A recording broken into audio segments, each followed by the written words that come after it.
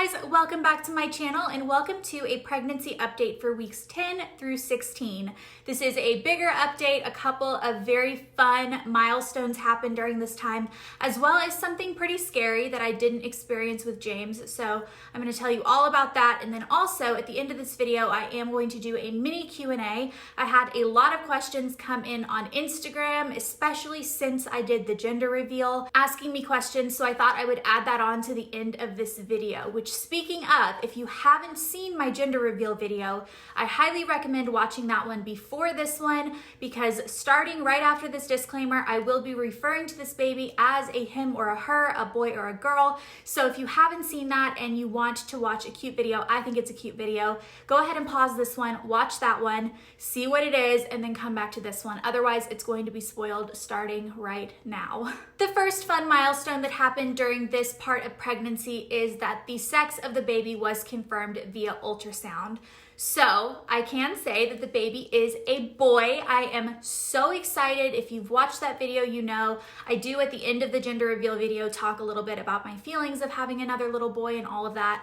And I'm thrilled. Getting confirmation that he was definitely a boy, which did match his sneak peek and his NIPT blood work results, was just a really fun moment, and it really solidified like what his nursery is gonna look like and some of the names that we had floating around. So that was a big moment. And the second big milestone that happened is I started to be able to feel him. So I think I first started feeling him at the beginning of week 15, which I know is a little early. I wasn't feeling kicks, but I was feeling bigger movements. So I think if he would like roll over or if he would somersault in there, I would be able to feel it, but it wasn't a kick. It wasn't like in a small location. It was almost like my whole stomach would like feel like it was like rolling. It was a really weird sensation. And then starting week 16, I was able to actually feel kicks. Now, as of filming this, I'm actually in week 18, and my next pregnancy update is going to be weeks 17 through 21. I'm gonna wait till after my anatomy scan to do the next update, but I can say that as of right now, I can feel him every day. I feel him several times a day. It is the biggest reassurance. If you have been through pregnancy loss, pregnancy anxiety, anything like that, I feel like once you can start feeling your baby, it helps so much, because you're reminded throughout the day, every single day, that your baby's okay. And that's huge, because even if I'm not thinking about it right at that moment, I might be doing something else, I'll feel him kick, and it will just be that moment of being like, as of right now, he's okay. He's happy, he's moving. Like, it's just the best feeling. Going all the way back to week 10, I can tell you that weeks 10 through 13 were the worst weeks of this pregnancy. I was so sick. In my last pregnancy update, which was weeks 7 through 9, I started talking about how sick I felt. I am pretty sure I had to stop that video to throw up in the middle of it. Like, it was very bad. I felt really bad, and it continued getting worse every single week through week 13, which I do remember with James that happened as well. I remember weeks 12 and 13 being the worst weeks, and then I think it started easing up at week 14 for James. So I kept thinking that in my head. Once you get to week 14, you're gonna feel some relief, and I did, but I think it was due to the medication that my OB put me on at week 13 at my checkup. So weeks 10 through 13, I was getting consistently more sick every day. I felt like every day was worse than the day before. There was no relief. It went from being sick kind of in the evening hours to being sick all day, all night. Just that constant feeling that you're gonna throw up. Food aversions. I was living off chicken soup, crackers, ginger ale, and oatmeal. And I actually was losing weight, and that's what my doctor was kind of like, okay, we need to put you on something so that you can not lose weight while you should actually be gaining weight because you're pregnant. With James, I was put on Zofran during my second trimester, and I do remember it working, but I remember it having some side effects that I didn't enjoy. And I remember weighing it and feeling like the side effects were better than the nausea and vomiting, so I took it. But she prescribed that to me again at my week 9 appointment, and I took it twice, hated it.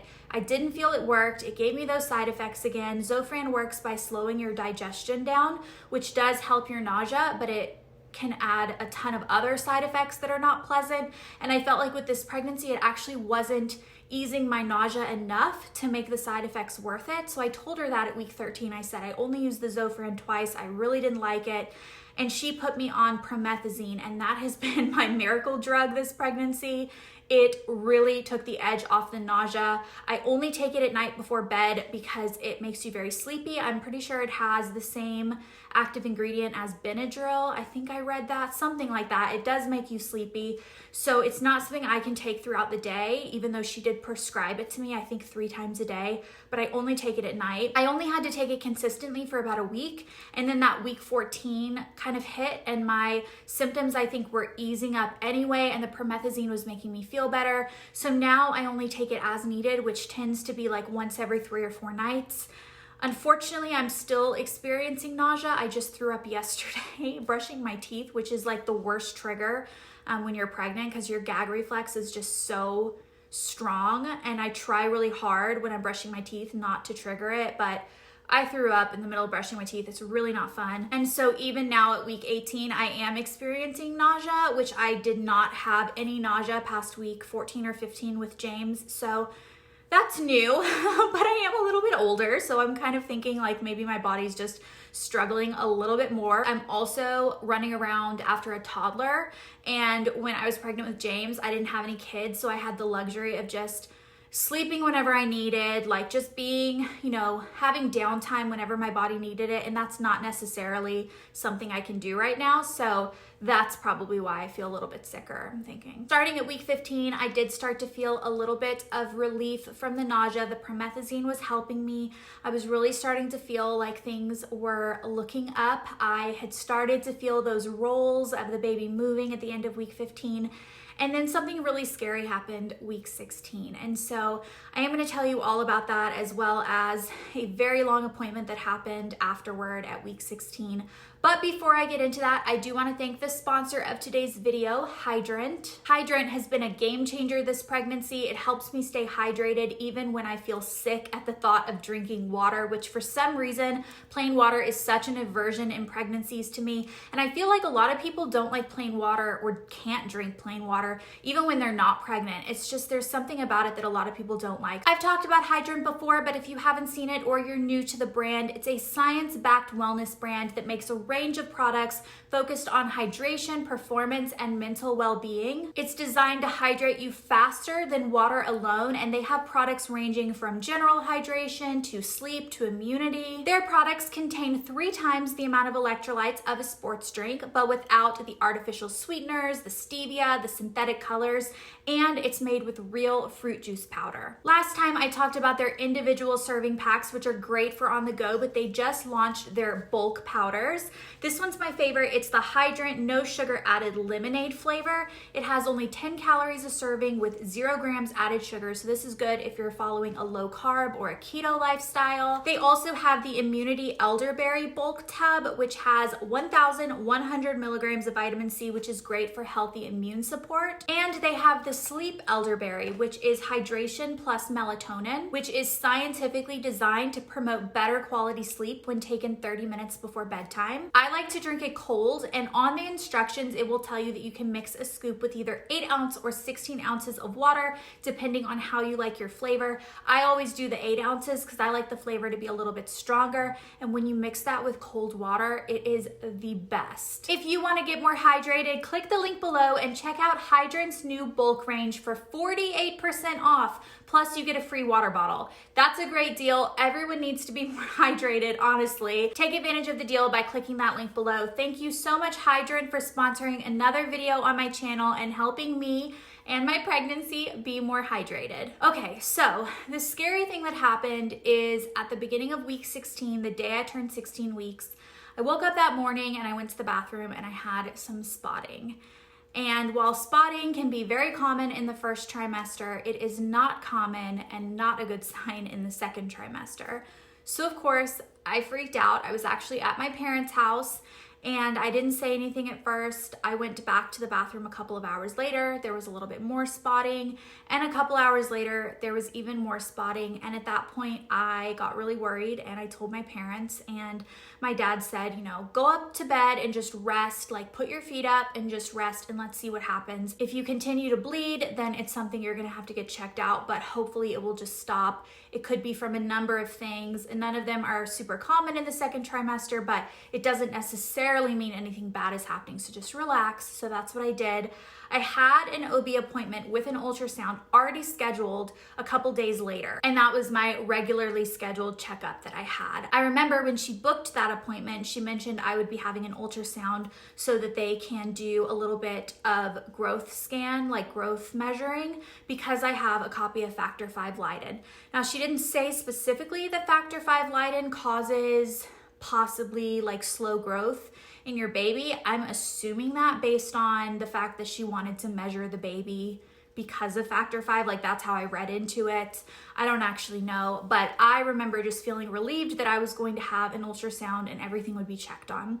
So after that point, I didn't have any more spotting after those 3 trips to the bathroom that morning. And I did mention it to my doctor as soon as I went into my appointment. I had decided that if I continued bleeding, I would call her and see if I could come in early or what she recommended, but the bleeding did stop. So I did go in and I had both a stomach and a vaginal ultrasound. They don't usually do vaginal ultrasounds in your second trimester, but the reason they did is because she wanted to measure my cervix to make sure that everything was okay and that I wasn't thinning out too early, because that could have caused the bleeding. I think she just wanted to double check everything. She said my cervix looked fine, so then they did a stomach ultrasound, and this scan lasted an entire hour. If you know anything about pregnancy ultrasounds that are not your anatomy scan, they don't take that long.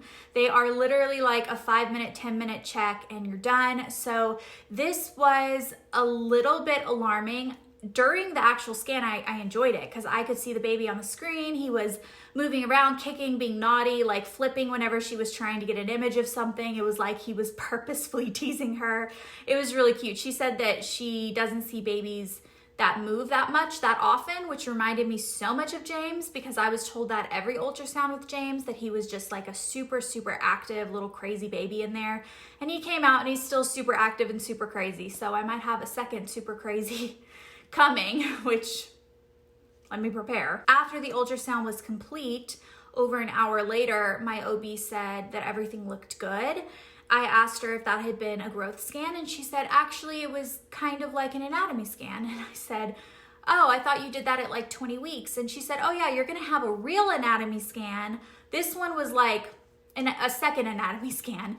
And I didn't ask too many questions, but when I went home, I started thinking about how weird that was, because first of all, I've never heard of anyone getting a second anatomy scan early. Like, it's one thing if you go to your 20-week anatomy scan and they can't get a visual of a certain thing, or they're worried about something, they have you come back, or maybe the baby isn't cooperating with angles or whatever and you come back. But to have one at 16 weeks and then have one at 20, I just got kind of weirded out by it. And I started worrying about it a little bit, because I felt like, and they didn't say this, they actually said everything looked really good, but I started thinking that they were looking for something in particular, like they were worried something was wrong. And obviously I had the spotting, and so, you know, they were looking for like the source of the spotting, but that doesn't take that long. You know, like you look and you see if there's a subchorionic hemorrhage or whatever. You look to see if there's anything wrong with the placenta. It doesn't take that long. Turns out I did have a 5-centimeter big subchorionic hemorrhage, which they didn't even mention to me. The only reason I know about it is because I looked at my paperwork afterwards and it was written on it. No one said to me, oh, you have another subchorionic hemorrhage, because my one from 5 weeks healed. And with James, I didn't have a second subchorionic hemorrhage after my 5-week one. I didn't have any spotting. So I got a little bit worried. I called my dad and kind of went over everything with him. My dad is an OBGYN. I feel like I say that every video, but I have to say it to make it make sense for why I would call him and like ask him questions about pregnancy. But I was just like, you know, they looked for like an hour and they said everything was fine, but I'm just a little bit worried that like, I don't know why they looked for so long. And he was like, me neither. Like, that's a very long scan.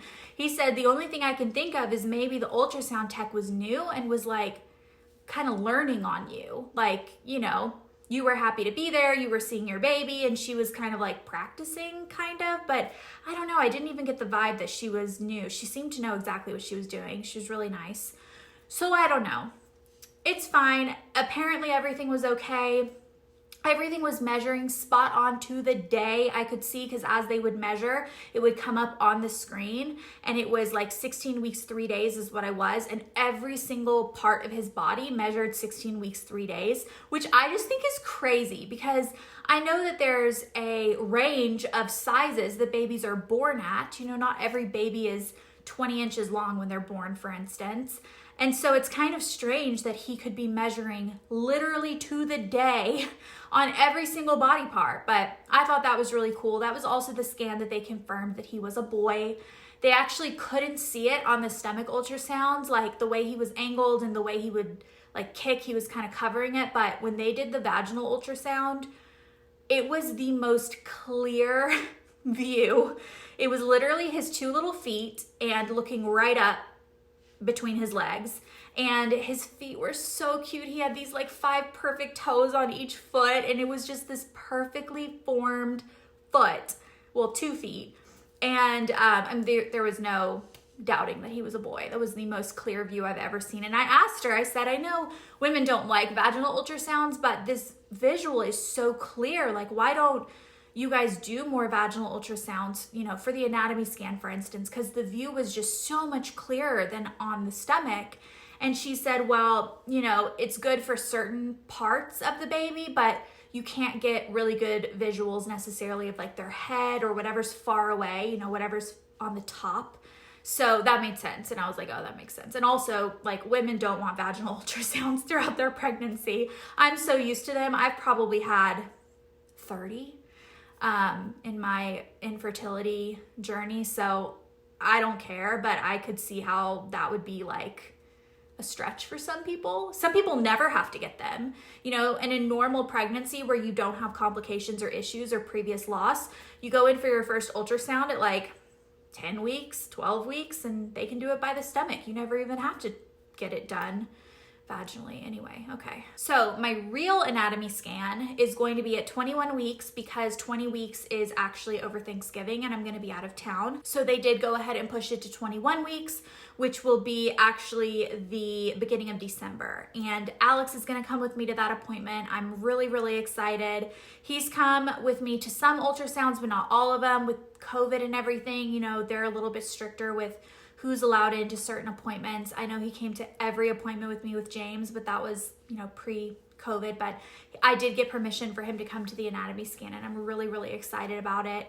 It gives me peace of mind that we've already had a mini anatomy scan because everything they saw was good, but it worries me because I don't know why they did it in the first place. And, you know, I just have experienced a lot and it just, I still think about it, but as of right now, I literally feel him moving right now. So I know everything's okay. And I keep trying to, you know, just get through every day being like, you feel him, like he's definitely okay and he's in there. And yeah, it's just a good feeling once you can start to feel them. All right, getting into a couple of questions.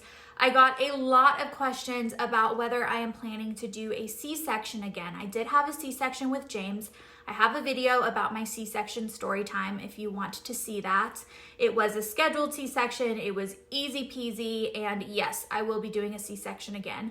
The reason is that C-section was decided and recommended based on the fact that I broke my back in, I think 2014, one of those years. And the location of the break in my back is like the worst place for childbirth, for pushing, because it's right where your spine has to kind of loosen up in order for the baby to get through the birth canal. And my doctor was just a little bit worried that I could literally like re-break that part of my back during childbirth. So that reasoning hasn't gone away in the last 3 years. You know, I still have had a broken back in my past. So when I told my OB about it and said that I had had James via C-section, she automatically just assumed, and I assumed, that we would be having another scheduled C-section with this one.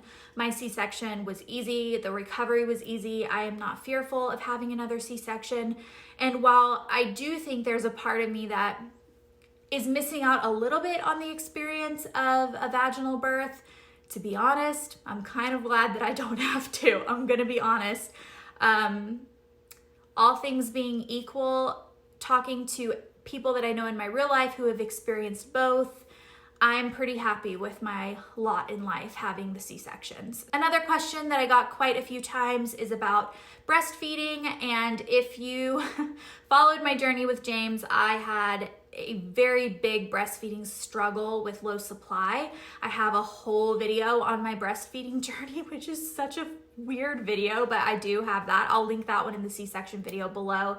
But I do have a game plan for things I'm gonna do differently with this pregnancy in order to try to increase my supply.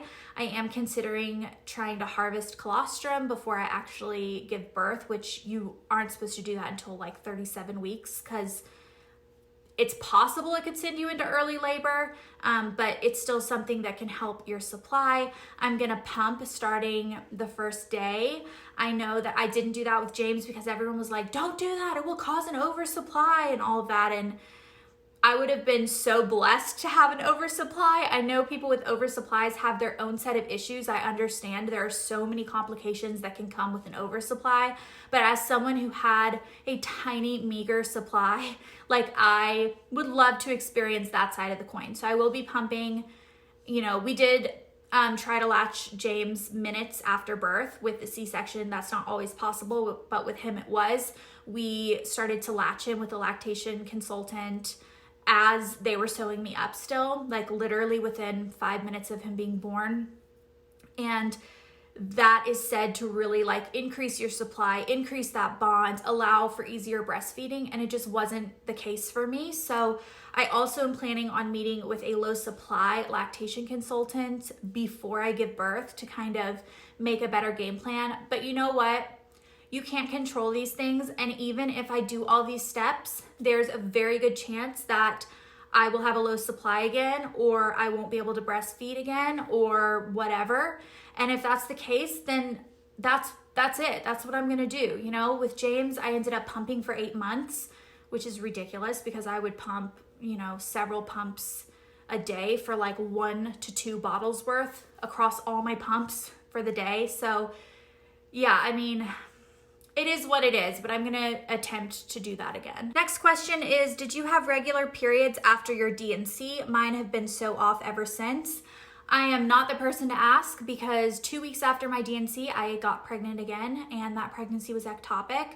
And so I don't know what my cycles were like after my D&C, aside from the fact that I literally ovulated 14 days after my D&C and got pregnant. So yeah, I never had a period in between, so I actually have no idea what my cycles would have been like, but I'm assuming they would have been normal because I did ovulate like at a normal time. Do you have any hospital bag essentials the second time around that you didn't have with James?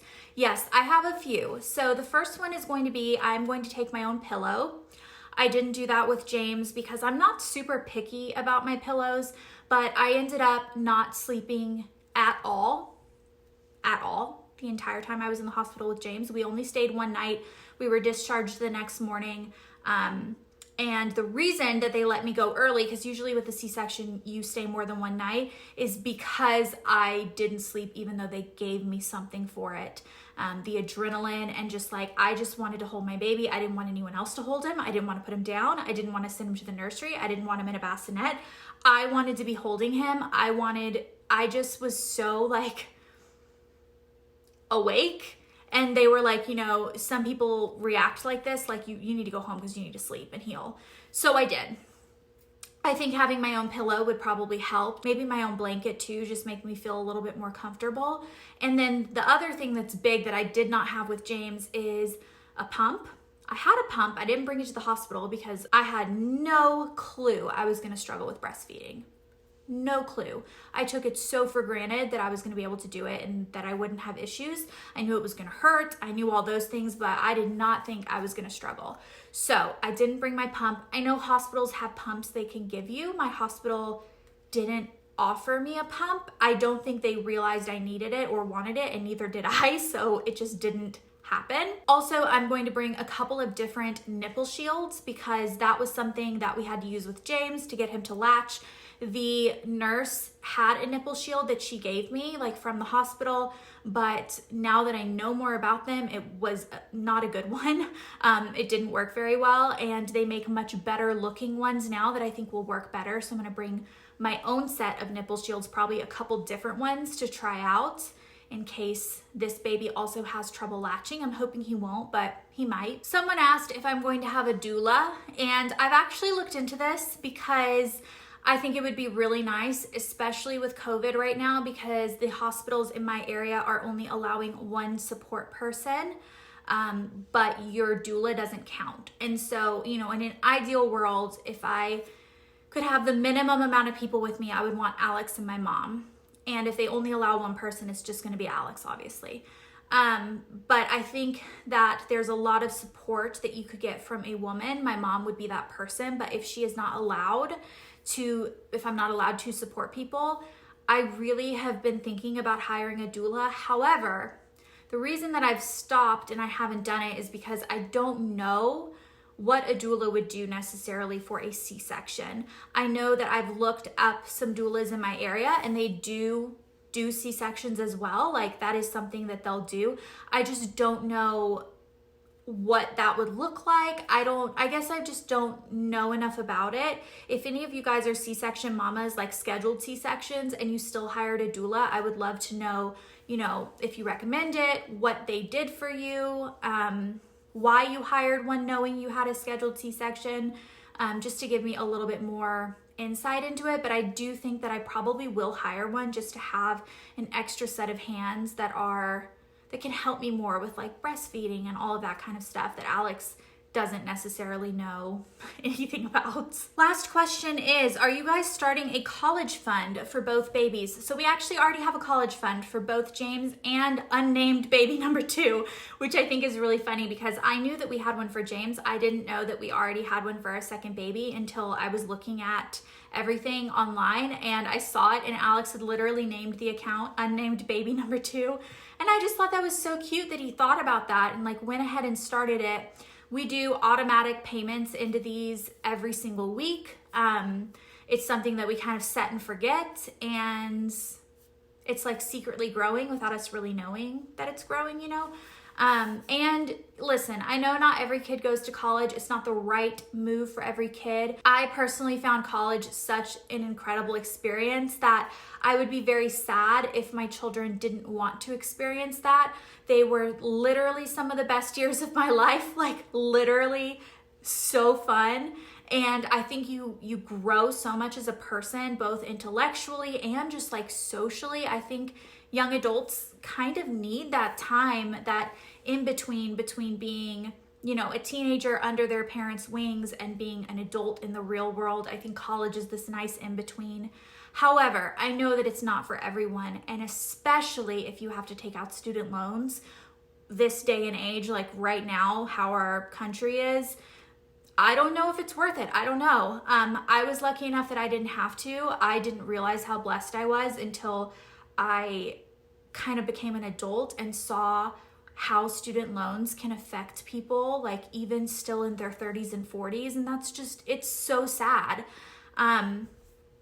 So, you know, we are creating these college funds. If our kids don't go to college for whatever reason, then these funds can help them get a head start in life after they leave our family, or leave our house, not leave our family. Oh my gosh, that'd be so sad. I don't want to think about that. James can live with me forever. James can bring his wife back and they can both live in the house and have their babies and I'll help with them. And that sounds like a great plan to me, but he's probably gonna want his own house. All right, there were a lot more questions, but this video is getting long. So I think I'll tack on some Q&A questions to the end of each of my pregnancy updates, especially because I'm doing them not every week.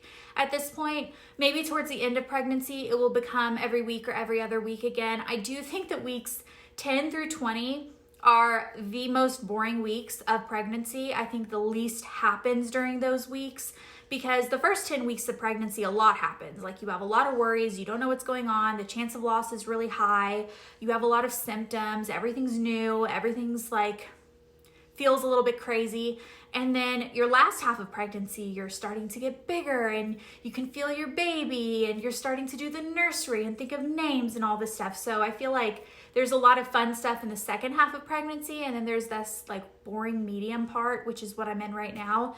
And I feel like I'm slowly coming out of it. I can feel the baby now. I'm starting to get my energy back. My nausea's starting to slowly go away, and it's just, I literally love this part of pregnancy. And I'm remembering again how much I enjoy pregnancy, because it's hard to enjoy it when you're throwing up every day. It is hard to enjoy it. I hope you guys enjoyed this video. Thank you so much, Hydrant, for sponsoring this video. Definitely check the link below if you want to get 48% off plus a free water bottle. That is a great deal. My next update will be sometime in December, probably weeks 17 through 21. I'll go over the anatomy scan. Hopefully nothing like crazy or whatever will happen during those weeks. But yeah, I will see you guys later. Goodbye.